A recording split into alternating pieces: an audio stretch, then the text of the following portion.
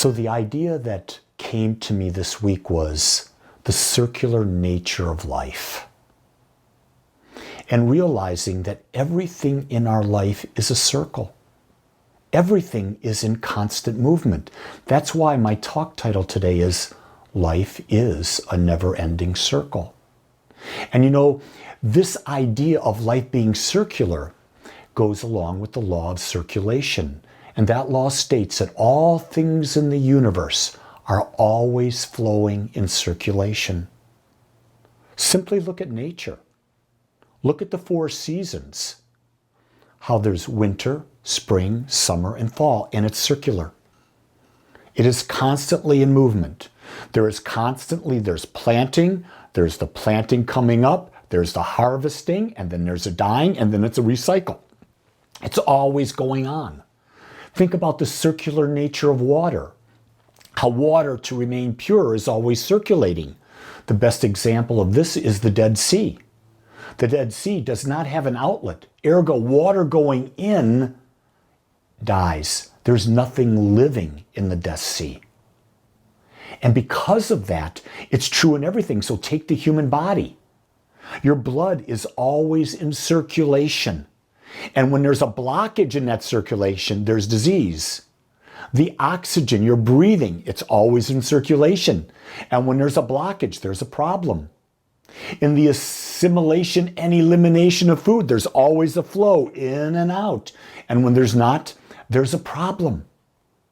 In relationships, there's always a giving and receiving. If there's not a giving and receiving, the relationship becomes stale, it becomes blocked. Circulation is the most natural thing. And when we can embody that, we start to understand more of what life is. So what really comes back as you start to flow this, you put out and you look at it and you said, what you put out comes back to you. Everything is energy, and it is always in circulation. It is never static. Energy is always moving. Keep in mind, you may look like you might think you're a physical body. You might think you're just this lump of flesh. But in reality, science has shown that all you are is energy, and you have a vibration. And that vibration of energy that you are, when you put something out with a specific vibration, you put it out into the world, the universe brings back to you the similar energy that you're putting out. It's a circular movement. It's a boomerang movement. So if you're putting out hatred into the universe, if you're in judgment over something, the universe is bringing you back more judgment. If you're putting out kindness, the universe is bringing kindness back to you. It's a real simple process. You know, every great religion in the world has a saying almost identical to this. It is done unto you as you receive. As you give, it is done unto you. Think about that. What have you been given lately? What have you been giving your partner, your children, your parents, your job, your health, what you're eating? What are you giving? Remember, there's circulation in there. Sadhguru talks about the aspect that everything that we eat has an energy. And the energy of the food we eat impacts the energy that we are. That's an interesting thing. I'm experimenting with that right now as I look at things that I've been having in my dietary system. And I'm now watching, what do I feel after I eat specific things? What is the energy that my body is turning into as a result of eating something? All I'm doing is becoming more aware. I believe that life wants a higher vibration of life to become a higher vibration. So what I'm trying to do is to become more aware that what I'm filling my mind, filling my body with, is a higher vibration, which really means I have a greater level of awareness. And with a greater level of awareness, we can experience more of life. You see, circulation is the key to health in all areas of life. All we have to do is look at nature. And we've already talked about some of nature, haven't we? But if you think about it, there's life, there's the process of living, and there's death. Life is circular. The key thing, once you are born, it is inevitable that in human form you will die. The Hindus, the Buddhists, they believe in a circular nature, that you're born, you live, you die. You're born again, you live, you die. They've just taken the idea that it's that way. I've started to understand that in the Jewish religions, which is Christianity, Jewish, and Muslim, all coming based off Jewish, they were dealing with poor people. So their idea of what happens at death is about going to heaven, because everyone there was in suffering. They were suffering. So what was the relief? The relief was going to a heaven. Well, in the tradition of Hinduism and Buddhism, which came afterwards, in Jainism, they were at that time were very wealthy religions.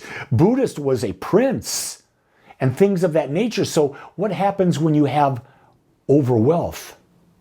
You're bored. So they were bored. So what did they say? Well, after death, if you do things right in this life, you don't have to come back again and be bored again. See, it's an interesting way of looking at religions. I've not heard about that until this week when I started to read about it and I started to study it and I started to examine it. And it's fascinating. So for me, the idea of dying and going to heaven doesn't even connect with me, because I'm not suffering. I'm not of the consciousness of someone who's very poor and suffering, that sees no hope for a future. And it was funny, the other day, I was saying, I'm bored. But you see, I'm not trying to be enlightened so I don't have to come back. I'm really saying, okay, what am I not aware of? And here's what I found out. That life is about expanding and growing and becoming more. And when you're doing that, boredom cannot exist. And remember, if you are made out of the infinite, which I believe we are, which means we are tapped into that, which has no limitation, then anything is possible if we're willing to do the work. And the work is building the belief and align it with associated actions. That's where the belief comes. You see, think about the body. A healthy body requires circulation. Circulation of water, air, blood, oxygen, movement, and more than we even know. And if any one of those areas stops, if the circulation gets blocked, if the airflow gets blocked, if we're not getting enough oxygen into our system, if we're not getting enough of the purified water in our system, we run into dis-ease. Our body gets sick. And the sickness is to let us know that there's a blockage. We need to clear the blockage and get the circulation going. Once we get the circulation going, guess what? The body will heal itself. You see, even in a relationship, the same thing is true. Circulation must be there. In a healthy relationship, it requires both giving and receiving. It requires both support and growth. It requires both seriousness and fun. All of them are present. There's that circular motion. And when we think that a relationship can be one-sided, where we're happy all the time, we're blocking the flow of nature, the natural flow of life, the natural flow of energy. And then the relationship has problems. Why? Because the second you think a relationship has to be happy all the time, you're not going to be blaming yourself for the relationship not working. You're blaming your partner. And then now we're in a tizzy match going back and forth, and there is no possible way that the relationship wins. It's impossible. Think about in your career. The more service you provide that benefits greater numbers of people, that service brings back greater rewards in money and advancement and satisfaction. That's the key thing that I wasn't taught as a young man, that my father never taught me. He never taught me that if I have a unique gift and I find a way to use that gift to provide service, to help people solve issues in their life, and then I go and I find a way to serve more and more and more people, more abundance must flow back. The key thing I say to you is, what is your gift? How do you want to give that gift to help other people solve their problems? And then find a way to give it to more and more and more people. Your abundance will definitely take a leap forward. And abundance is not just money. Your inner self-worth, your inner idea of purpose, your inner idea of expansion, of growth. Life becomes fun when we're growing. Positive circulation increases the value of things because both the giver and the receiver benefit. Do you get that? Positive circulation. Circulation for the benefit of the body, benefit of the relationship, benefit of the customer that you serve. It increases the value when it's positive because it's there being given for growth. And everyone benefits. That's why in relationships, I don't believe in compromise. Being in compromise, the definition of itself means everybody loses. I believe in collaboration, where we find a way that everybody wins. That's the key for me. I believe that we give to where we are fed. Do you understand that? I give where I'm fed. And to where you're personally involved, things that you know, this flow of energy will increase. So when I say give, Gene and I were out to dinner the other night. And you know, there's COVID and those servers, they're not working for big dollars. And Gene and I were always pretty good tippers. We always tipped, 20%. But now we've increased that.